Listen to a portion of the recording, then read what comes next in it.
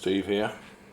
Good morning, or good afternoon, or good evening, depending on, of course, where you are in the world. Well, today I'm going to start to talk to you about the earth being hollow.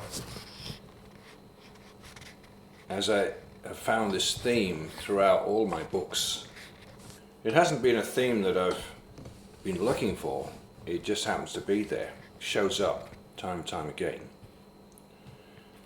And my latest book is no exception, EZDRAS Insights with an S, as opposed to my second book, EZDRAS Insights with a Z.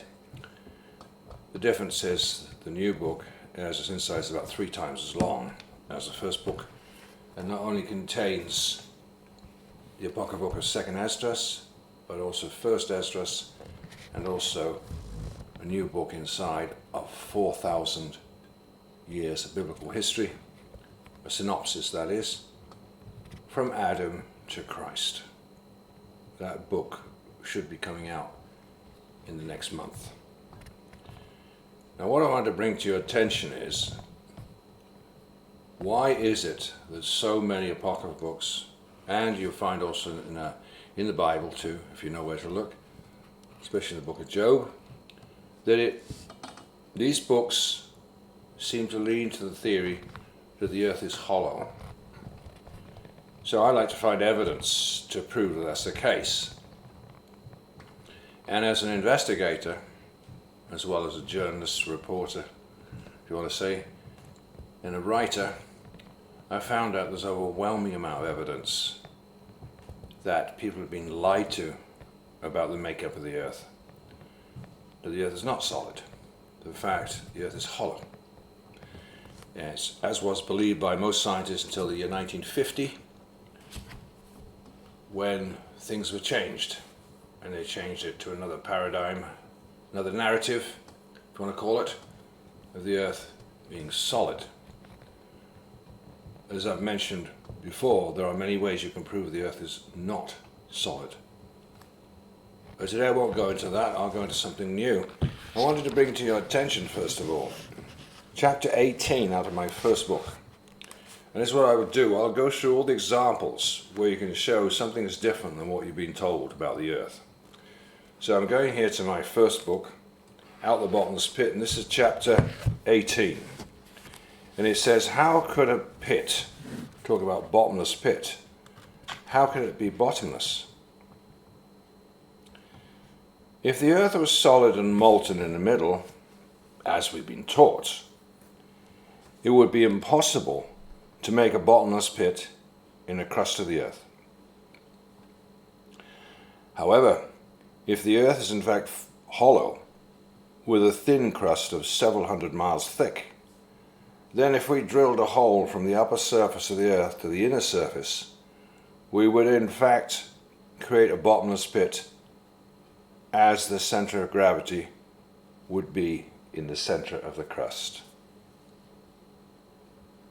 Yes, I look at the earth and I see it like my globe. I have a globe of the world. I see that's how the earth really is, except it's not quite as thin as on that metallic globe. This is of course the crust of the earth is a lot thicker than that. Like I say, they say somewhere, some people say between 300 to about 800 miles thick. That's what is reported. When an object is thrown into the bottomless pit, it will accelerate until it reaches the center of gravity. And because of its momentum, it will travel beyond the center of gravity, although once it passes the center of gravity, which is incidentally also zero gravity point, down will in fact become up. Gravity will start to pull the object back down towards the center of gravity. The object will thus oscillate back and forth. So this is what I said back in about 2013.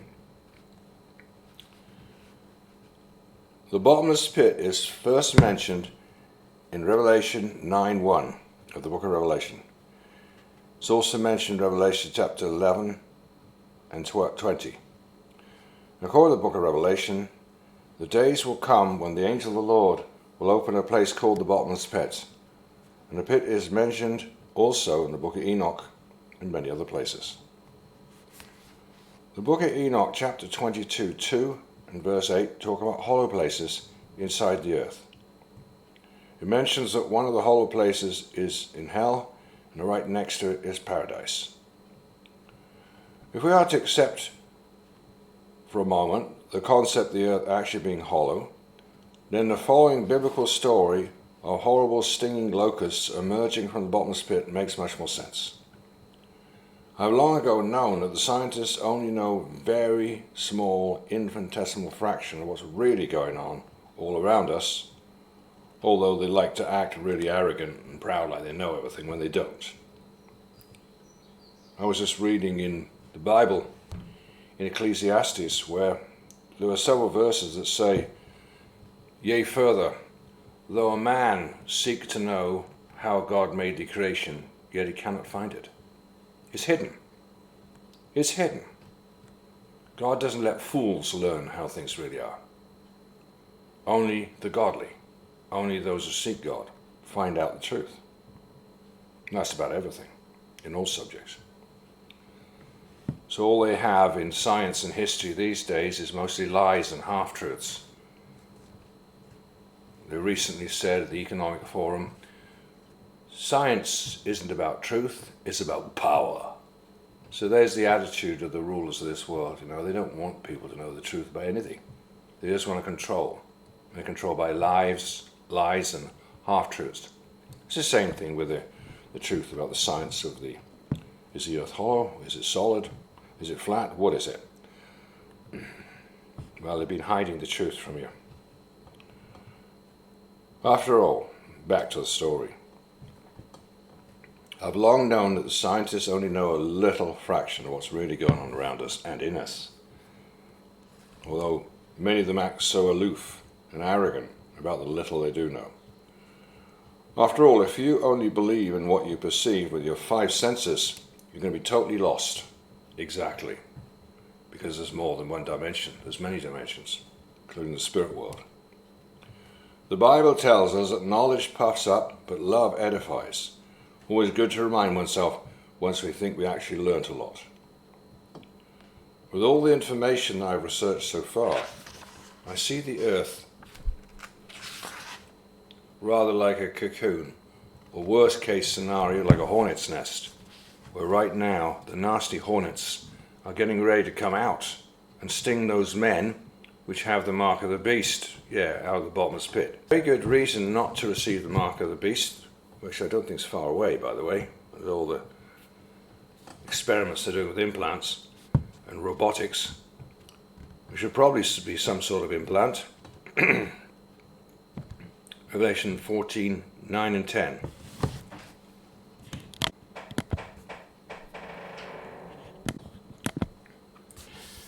Now it says, if we consider the stories about Admiral Byrd, and Admiral Byrd was the most decorated admiral in American history, and Olaf Jansen to be factual, both of them claim they've been inside the earth, then it's clear that something inside the earth has changed in attitude towards the man of the underground or the underworld inhabitants. As Admiral Byrd in 1947 and Olaf Jansen in 1829 found the inhabitants of the inner earth to be friendly. There are books from the end of the 19th century, The Coming Race. I read that recently, The Coming Race. Very interesting book, although it is certainly from the dark side. But it's very interesting, The Coming Race, because it shows the kind of creatures that live inside the earth. And he met some sort of people that had like angelic wings, although in those cases they were not real, they were artificial, but they were very tall people, like 7 foot tall, some sort of remnant of the far past, or some hybrid race of angels and humans, something like that. Very interesting story from the 19th century. Very different world, and that happened when he went down a mine and found himself in another world inside the earth. The Coming Race. It's an interesting book. I certainly don't agree with everything in it for many reasons, but it's an interesting concept, bringing up the hollow earth and great caverns inside where there are cities and advanced races inside the earth. It was supposed to be a science fiction book, and would you believe it, Adolf Hitler based a lot of his hollow earth theories and chasing after hollow earth on that book, because it's an occult book. It wasn't just science fiction, it was used by those in the occult. It still is. That's a book called The Coming Race. If you can handle reading that, there's some unpleasant stuff in it, but I think it gives away a lot of information. And I think that's what tends to happen. The devil and his people, they can't help but boast through books and movies and games some of the things they're really up to. And they just put the cloak over it as if it's science fiction, science fantasy, or just an idea, when actually there's a lot of truth in it. The same goes for all mythology. What we were taught was mythology when we were kids, finding out now actually was based on facts, in all cases. Whether it be mythology from India, or China, or the West, or Greece, ancient Greece, or Rome, talk about the gods and the goddesses, it was based on fact. Not to mention all the creatures and chimeras and demigods, half human, half chimera. These things are real. And that's what I found out. But it goes much further than that. You have the same thing inside the earth too. You have all kind of creatures inside the earth as well. And you have all kind of populations inside the earth as of now. Both humans and non-human, what others would call the reptilian race, if you want to call it that. I call it like descendants of the snake race, what started in the Garden of Eden.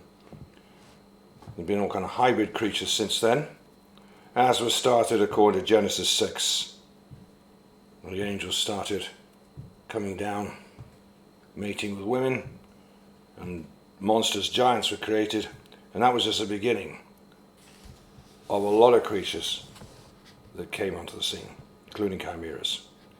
Anyway, you'll find the same thing going on inside the earth. But if you want to watch that book, read that book, The Coming Race, that is very interesting indeed. It reveals a lot of information, even though it's just classed as a classical book of science fiction. Anyway, back to the story here. Alright. The locusts described in Revelation chapter 9 are very strange and sound very much like a combination of creatures, or hybrid creatures. And if to be taken literally, could be the results of some very advanced genetic engineering hybrid program, such as mentions in the books on alien abductions.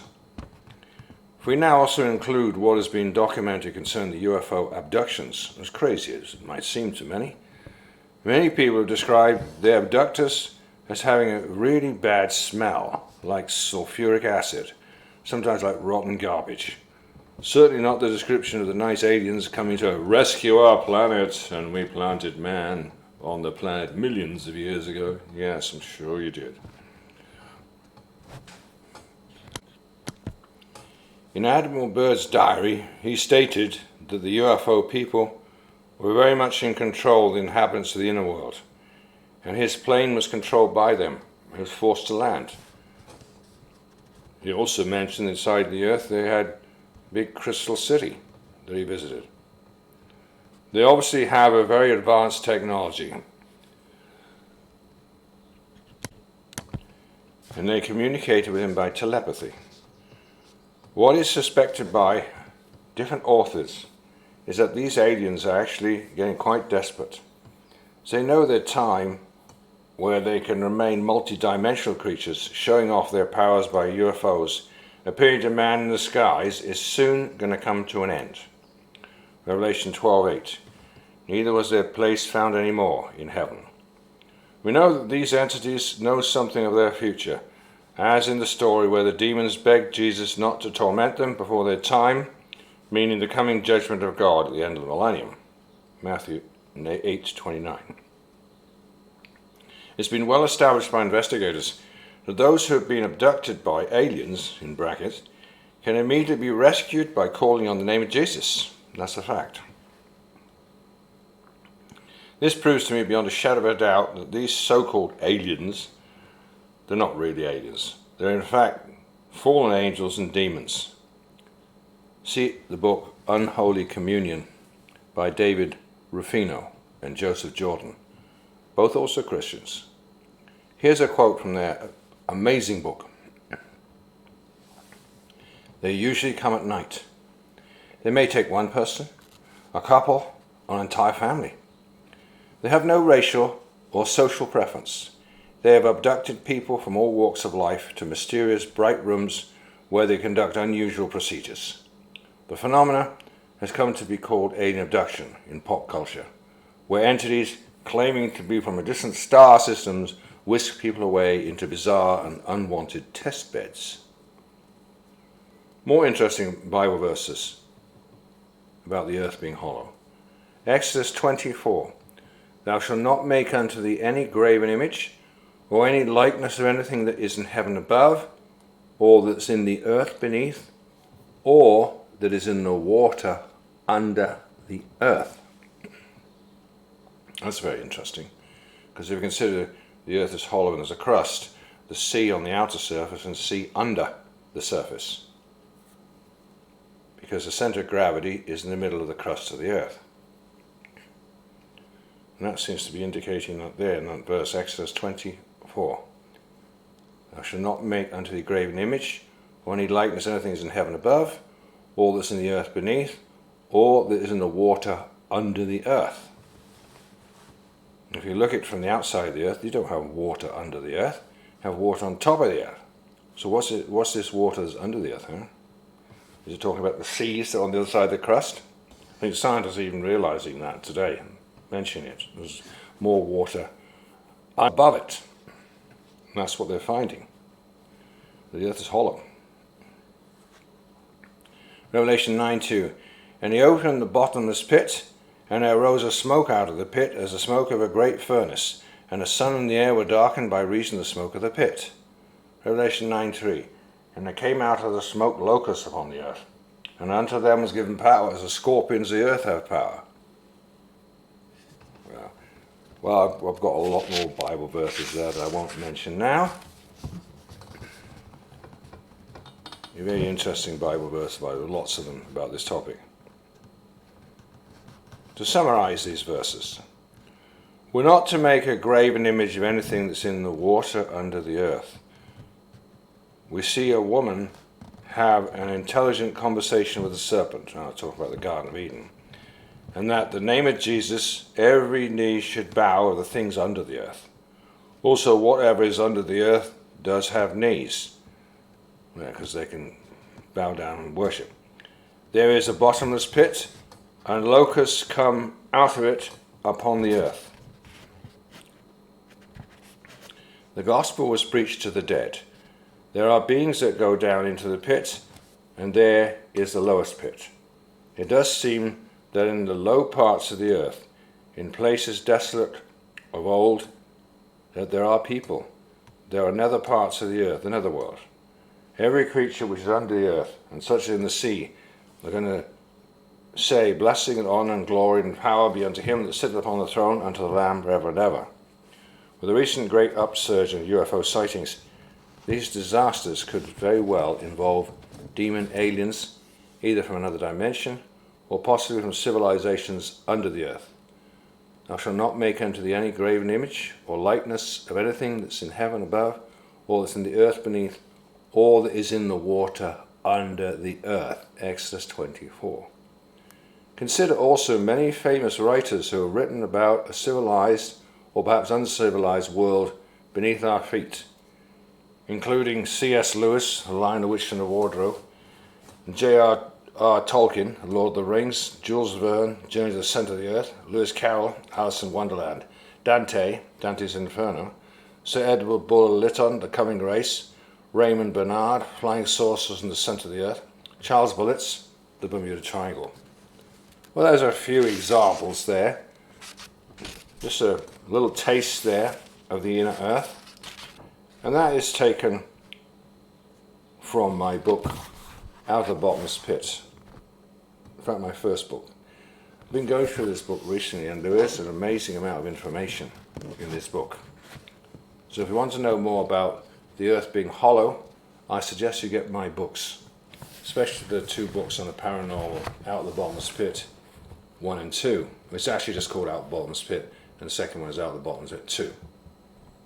Those ones are very valuable, I think, with information on all the strange things going on this planet, and all the scientific experiments, and all the military involvement over the years, and why it's all happened, and where's it leading to.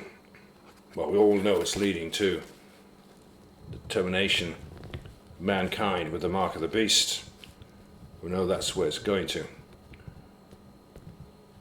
So, do get my Insights books as well, because the Insights books also talk about the earth being hollow, and they also give a lot of wisdom, a lot of things that parallel the scriptures in the King James Bible, and they give a lot of wisdom about things. God has revealed a lot of secrets to his prophets. It's just a matter of reading what he gave to them. Next time I'll read to you some more on this same subject, and I'll read to you from EZDRAS Insights, which talks in about 5 chapters about the earth being hollow. Well, thanks for listening. Bye for now.